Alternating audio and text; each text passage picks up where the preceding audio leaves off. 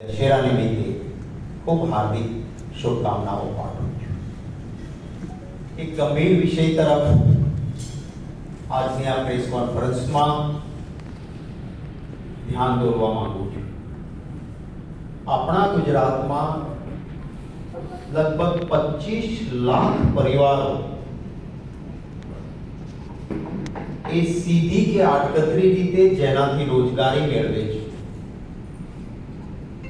અને આપણા ગુજરાતની માત્ર આર્થિક ચમક નહીં પરંતુ વિદેશી હુંડિયામણ પણ જેના કારણે આપણા દેશને ખૂબ સારું મળે છે એવું ડાયમંડ પોલિશિંગ, આપણે ગુજરાતમાં હીરા ઘસવાનો ઉદ્યોગ કહીએ છીએ, એ એક ન કલ્પી શકાય તેવી કટોકટીના સમયમાંથી પસાર થઈ ગયો છે.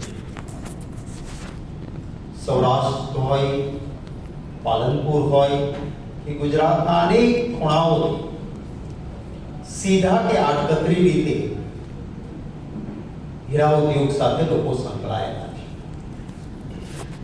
મેં છેલ્લા કેટલાક દિવસોથી ખૂબ ફોન એવા રિસીવ કર્યા છે અને એમની વ્યથાઓ સાંભળી છે. પછી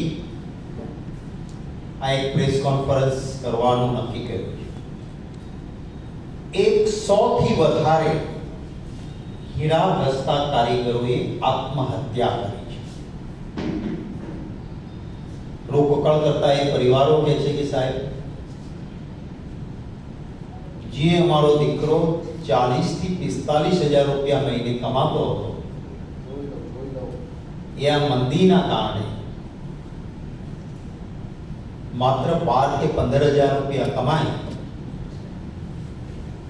વેકેશન પાડી દેવામાં આવે, કાલ આવતો નહીં કહેવામાં આવે, ઘટાડી દેવામાં આવે, કલાકો ઓછા કરવામાં આવે, છૂટો કરવામાં આવે, અને આ બધી પરિસ્થિતિ વચ્ચે એ કારીગરનો કોઈ હાથ પકડનાર નથી અને એને એટલા માટે સુરત જેવા શહેરમાં રહેવાનું હોય અને 12 કે 15 હજારમાં કેમ ઘર ચલાવવું, એના કારણે આત્મહત્યા